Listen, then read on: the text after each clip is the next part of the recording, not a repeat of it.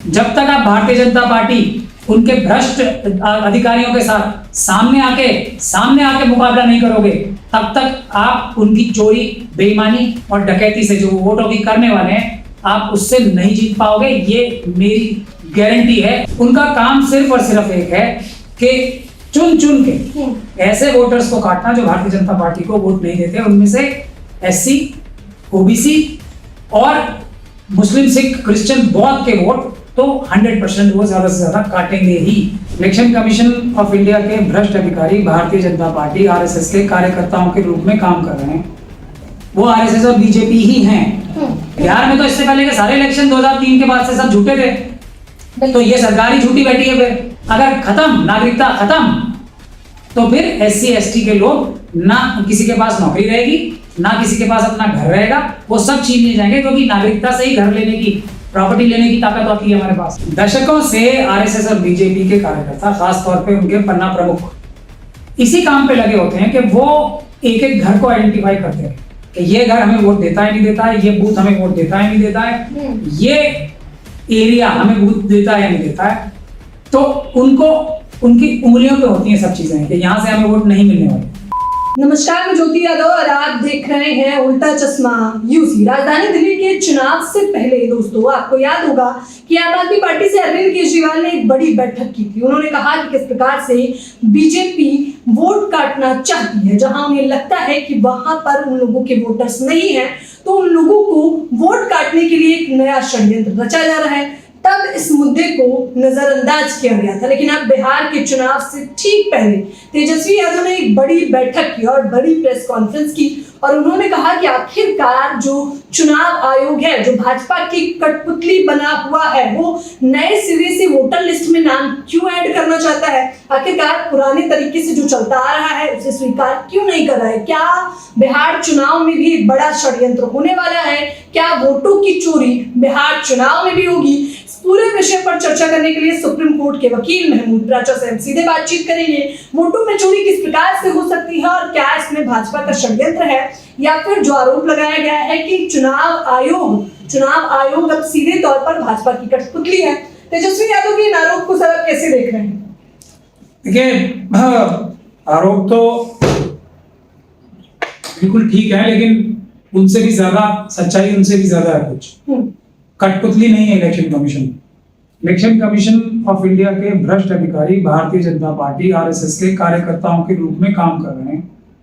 वो आरएसएस और बीजेपी ही हैं, और उनका एक ही ध्येय है कि किसी भी प्रकार से धोखाधड़ी करके, फ्रॉड करके हर कानूनी प्रक्रिया जो कि चुनाव आयोग ने अपने आप निर्धारण की है, आज से नहीं 1960 के दशक से लेकर उसको तोड़ें, उनको मरोड़ें और किसी भी प्रकार से आरएसएस और बीजेपी समर्थित कैंडिडेट्स को जिताएं। इसके अलावा आज की तारीख में इलेक्शन कमीशन का कोई काम नहीं रह गया, बाकी सब मिथ्या है। सिर्फ उनको जिताना ही उनका मेन ध्येय है। बिहार चुनाव में ये नई वोटर लिस्ट, नए नाम ऐड करना, ये नाम ऐड करने जा रहे हैं या हटाए जा रहे हैं, ये भी एक आशंका है। देखिए, राहुल गांधी जी ने महाराष्ट्र के लिए, हरियाणा के लिए और कांग्रेस पार्टी ने और खासतौर पर उनके ईगल ग्रुप ने, जो कि अभी पता नहीं कहां खो गया है, ईगल ग्रुप ने ये बोला कि महाराष्ट्र में 70 लाख के करीब वोट ऐड हो गए। उन्होंने अपनी रिसर्च ठीक से नहीं की। मुझे ये कहने में कोई परेशानी नहीं है। एक तो वोटर ऐड करने की बात होती है, एक वोटर डिलीट करने की भी बात होती है। तो कितने वोटर डिलीट किए जाते हैं और कितने वोट डिलीट किए जा चुके हैं, और आज से नहीं, दशकों से आरएसएस और बीजेपी के कार्यकर्ता, खास तौर पे उनके पन्ना प्रमुख, इसी काम पे लगे होते हैं कि वो एक एक घर को आइडेंटिफाई करते हैं कि ये घर हमें वोट देता है नहीं देता है, ये बूथ हमें वोट देता है नहीं देता है, ये एरिया हमें वोट देता है नहीं देता है। तो उनको उनकी उंगलियों पे होती हैं सब चीजें कि यहाँ से हमें वोट नहीं मिलने वाले। तो ये एक्सरसाइज चुनाव आयोग ने अब जब ये देख लिया कि हम लोगों के ही, मतलब जो एक तरीके से सोशल एक्टिविस्ट हैं, हम जैसे लोग हैं, उनके आंदोलन की वजह से लोग जो हैं, ये जो चुनाव में वोट चुराने की मशीनें हैं, उनको भी हराने के लिए ज्यादा से ज्यादा संख्या में वोट देंगे। तो वो जो उनको चुराए हुए वोट भी कम पड़ने वाले थे बिहार में, मशीनों द्वारा चुराए हुए वोट उनको जिताने में सक्षम नहीं नजर आ रहे थे उन्हें, तब उन्होंने एक और काम किया कि अब चुनाव से जस्ट पहले बिहार में एक नया तरीका इस्तेमाल करें कि वोटर लिस्ट को हम चेक करेंगे। और चेक करने की नींद से कब जागे हैं वो? 2003 में बता रहे हैं आखिरी बार अच्छे से चेक किया। अब 22 साल बाद उनको ऐसा ज्ञान प्राप्त हुआ है कि अब 22 साल बाद वो एक्सरसाइज जो 22 साल से नहीं हुई, अब वो बिहार के लिए करेंगे।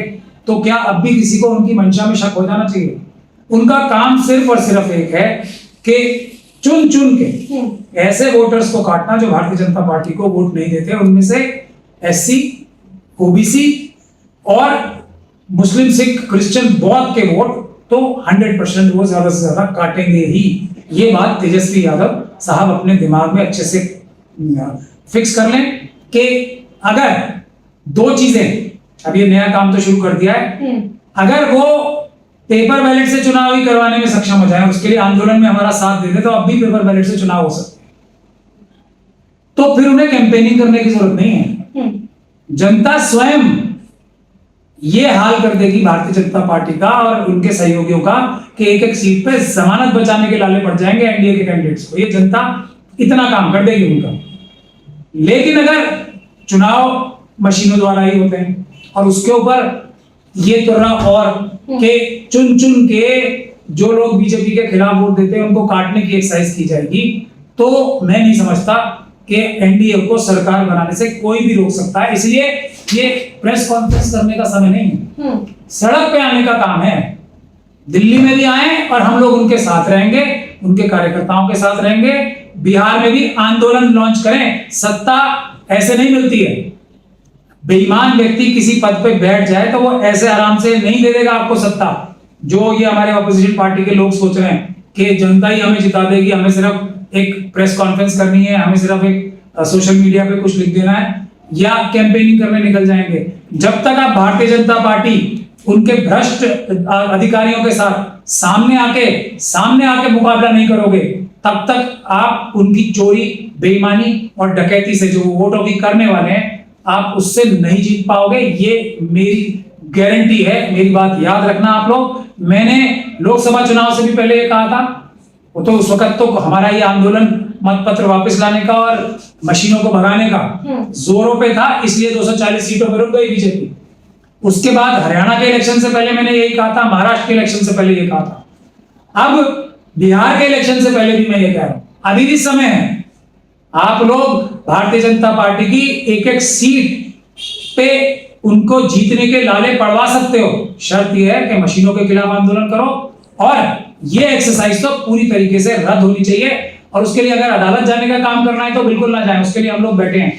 हम ही लोग हैं जो सारे केस जीते हैं अब तक, वरना ज्यादातर लोग क्या, ऑलमोस्ट सभी लोग केस हारे हैं अदालतों में। अदालत में जाना होगा तो मैं ऑलरेडी जा चुका हूं, उसको रोकने के लिए कार्रवाई मैं कर रहा हूं। बिहार में भी हम खुद जाके अदालत में केस डाल देंगे, उसकी चिंता मत करें तेजस्वी यादव साहब, वो हम कर लेंगे। हम जा ही रहे हैं, हाँ। वो हम जाएंगे, लेकिन हम इस तरीके से जाएंगे कि जीते, हारने के लिए नहीं जाएंगे। अभी महाराष्ट्र में हारे हैं जो वंचित विकास आघाड़ी है, और मुझे हैरानी है, प्रकाश अंबेडकर साहब ने खुद बहस की थी उसमें, लेकिन मुझे दुख के साथ ये कहना पड़ रहा है वो केस भी जीतने के लिए नहीं लड़ा गया, हारने के लिए लड़ा गया।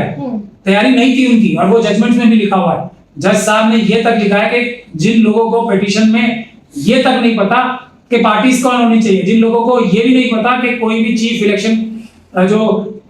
इलेक्शन कमीशन ऑफ इंडिया कोई चीज ही नहीं होती, वो लोग पिटीशन डाल रहे हैं। उन्होंने ये भी लिखा है जजमेंट में, जिन्हें ये ही नहीं पता कि जो स्टेट इलेक्शन कमीशन होती है उसका कोई रोल नहीं होता विधानसभा चुनाव में, वो उसको पार्टी बनाते हैं। ऐसे लोगों ने पता नहीं किस वजह से ये केस फाइल किया है, इतना मतलब सख्त भाषा का इस्तेमाल किया है, और ये भी कहा है कि हम फाइन लगाते, तो फाइन नहीं लगाया। यहां तक कि मुझे अब भी शक है कि कांग्रेस पार्टी के अंदर जो स्लीपर सेल्स बैठे हैं, ईगल ग्रुप के अंदर जो आरएसएस और बीजेपी के जो एजेंट्स बैठे हैं, ईगल ग्रुप जो कांग्रेस पार्टी ने बनाया है, वो अभी भी सुप्रीम कोर्ट जाएंगे महाराष्ट्र इलेक्शन के लिए।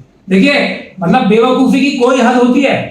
चुनाव बिहार में होने वाला है, अब लड़ाई महाराष्ट्र की लड़ रहे हैं, मतलब इससे ज्यादा कोई बेवकूफी की निशानी हो सकती है। हाँ। तो क्या ये लोग बेवकूफ हैं या आरएसएस से मिले हुए हैं, ये अब कोई किसी को शक और शुबे की गुंजाइश नहीं रहनी चाहिए। ये ईगल ग्रुप के अंदर और कांग्रेस के अंदर वेणुगोपाल साहब और ये जयराम रमेश साहब और दूसरे लोग सबके सब ये आरएसएस के पेरोल्स पर हैं और ये कांग्रेस पार्टी और विपक्ष को चुनाव हराने के लिए ही सारे काम क्या अभी से एनडीए सरकार और भाजपा सरकार को सर ये दिखने लगा है कि अब बिहार में उनकी कमान जा चुकी है? नहीं, वो तो उन्हें पता है। हाँ। चुनाव जीत, देखिए एक पुष्पमित्र शुंग का नाम सुना है आप लोगों ने? उन्होंने अशोक सम्राट के वंशजों को इतना बड़ा साम्राज्य गिराया। 2014 के इलेक्शन में बहुत लोग ये कह रहे हैं कि मशीनों का प्रयोग होके ही जो है भाजपा आई है और रूलिंग पार्टी हारी है। तो उनको ये नहीं पता कि कांग्रेस में पुष्पमित्र शुंग थे, अहमद पटेल, उन्होंने मशीनों का प्रयोग करके भारतीय जनता पार्टी को जिताया है। उस समय तब जीती और उसके बाद सारे इलेक्शन मशीनों के प्रयोग से भारतीय जनता पार्टी जीतती आ रही है। जो काम भारतीय जनता पार्टी ने किए हैं देश और विदेश में, मैं उनकी गहराई में नहीं जाना चाहता अभी। एक नागरिक देश का जो आरएसएस और बीजेपी का हार्डकोर कार्यकर्ता नहीं है, भारतीय जनता पार्टी के लोगों की शक्ल भी नहीं देखना चाहता। कितना धोखा देंगे, कितना फ्रॉड करेंगे, कितना हिंदू मुस्लिम कराएंगे, तो लेकिन जीत रहे हैं क्यों? क्योंकि वो मशीनों से चुनाव करा के, चुनाव में वोट चुरा के जीतते हैं। तो यही अब होने जा रहा है। तो जो काम सबसे ज्यादा महत्वपूर्ण है, जो राहुल गांधी जी, खड़गे जी, लालू यादव जी, मायावती जी, अखिलेश यादव जी सब लोग कह चुके हैं कि ये मशीनों को हमें रोकना है, उसके लिए आंदोलन नहीं करते, उसके लिए सोशल मीडिया पे बयान लिखते हैं, उसके लिए बड़ी बड़ी मतलब घोषणाएं करते हैं, सड़क पे आंदोलन नहीं करते। तो भारतीय जनता पार्टी को और मोदी जी और अमित शाह जी को और क्या चाहिए? आप लोग बोलते रहो कुछ भी, चुनाव तो उन्होंने जीतना है जब तक मशीनों से होगा। कोई चुनाव वो जान के हारना चाहे या पब्लिक इतनी ताकत से वोट दे दे कि वो 20% जो मशीनों में वोट चुराए जाते हैं वो भी हार जाएंगे। तब भी बिहार में स्थिति वैसी है, जो ये 20% मशीनों से वोट चुराएंगे ना, वो भी उनको लग रहा है कि कम पड़ जाएंगे, उससे भी नहीं जीत पाएंगे।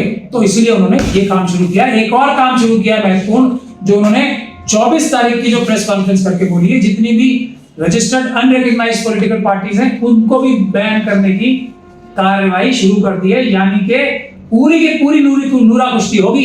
1-2 पॉलिटिकल पार्टीज चुनाव लड़ेंगी, बाकी किसी को लड़ने नहीं देंगे और मशीनों के जरिए और ये सब फ्रॉडगिरी करके, ये वोटर लिस्ट में धांधली करके ये सब काम करेंगे। ये चुनाव आयोग पूरी तरीके से भ्रष्टाचार में लिप्त है।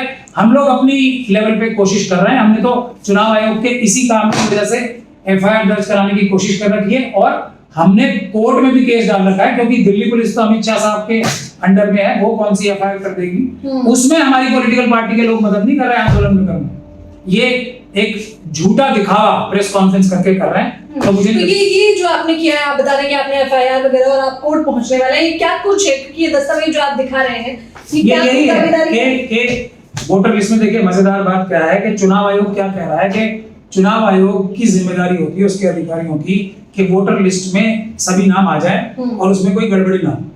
इसके लिए ईआरओ होते हैं, इलेक्टोरल रोल ऑफिसर्स होते हैं, उनको एक्स्ट्रा पैसे भी मिलते हैं। अब चुनाव आयोग ये कह रहा है कि हमारे ईआरओ के बावजूद वोटर लिस्ट में गड़बड़ी है, तो भाई साहब पहले आप ईआरओ को तो सजा दो। 2003 से लेकर 2022 तक 2025 आ गई, अगर वो वोटर लिस्ट ठीक नहीं कर पाए तो इसका मतलब वो बेईमान है ना, तो उनके खिलाफ कोई एक्शन नहीं। ये एक पहला झूठ पकड़ा जाता है। दूसरा झूठ ये है कि अगर बिहार में तो कम से कम और दूसरी जगहों पे भी अगर इनकी वोटर लिस्ट ठीक नहीं है, इन्हें अब ठीक करने की आवश्यकता पड़ रही है देश भर में, तो मोदी जी का इलेक्शन तो भी गलत था ना, झूठे वोटों पे जीते ना, वो जीते कि नहीं जीते? बिहार में तो इससे पहले के सारे इलेक्शन 2003 के बाद से सब झूठे थे, तो ये सरकार ही झूठी बैठी है फिर। तो इतने बड़े बड़े झूठ बोल के ये लोगों को मतलब हिम्मत पड़ जाती है बोलने की, और इनको पता है ना कि अभी हमारी विरोध नहीं होगा, सड़कों पे विरोध नहीं होगा, इस वजह से बोल पा रहे हैं। तो ये केस हमने इसलिए डाला था कि चुनाव आयोग के जो वर्कर्स हैं उनके पास पैसे भी मिलते हैं उन्हें, और उनकी ड्यूटी है वोटर लिस्ट में एक एक व्यक्ति का नाम होना और कोई गलत व्यक्ति का नाम ना आ जाए, उसकी अलग अलग प्रक्रियाएं हैं, तो उनके खिलाफ एफआईआर दर्ज करो। तो ये हमने बिहार के लिए आज नहीं, हमने ये 4-5 महीने से शुरू कर रखा है काम। तो तब तो हमारा किसी ने साथ नहीं दिया। उस समय अगर ये आंदोलन करके हमारे साथ जुड़ जाते तो आज किसी चुनाव आयोग के कार्यकर्ता की या ऑफिसर की हिम्मत होती कि जुर्रत कर पाता जो उन्होंने बिहार में अभी नोटिफिकेशन निकाली है कि हम वोटर लिस्ट में से नाम काटेंगे अब। और ये सीए एनआरसी वापस आ गया, आप समझ लो। सीए एनआरसी जो उस वक्त सरकार जो डर के पीछे हटी थी, वो दोबारा प्रोग्राम शुरू हो गया, जितने लोगों के इसमें से वोट कटेंगे उन सबकी नागरिकता भी जाएगी, क्योंकि नागरिकता जिसके पास होती है उसी को वोट मिलते हैं। वोट अगर खत्म, नागरिकता खत्म, तो फिर SC ST के लोग ना किसी के पास नौकरी रहेगी, ना किसी के पास अपना घर रहेगा, वो सब छीन लिए जाएंगे, क्योंकि नागरिकता से ही घर लेने की, प्रॉपर्टी लेने की ताकत होती है हमारे पास। अगर नागरिक नहीं है तो आप प्रॉपर्टी आपकी नहीं रहेगी। आप अगर किसी स्कूल में एडमिशन है, कॉलेज में एडमिशन है, तो एडमिशन कैंसिल, आप नागरिक नहीं हो तो। आपकी नौकरी कोई है तो वो कैंसिल, अगर आप नागरिक नहीं हो तो। आप अगर रेल में टिकट बुक कराने भी जाओगे ना, तो आपको नागरिकता का सबूत देना पड़ता है, आई कार्ड देना पड़ता है ना, बिल्कुल। अपना पहचान पत्र। जहाज में, रेलवे स्टेशन पे, आप बस में, आ गई ना मनुस्मृति वापस, ना प्रॉपर्टी रख सकते हैं, ना ट्रेवल कर सकते हैं सड़क पे।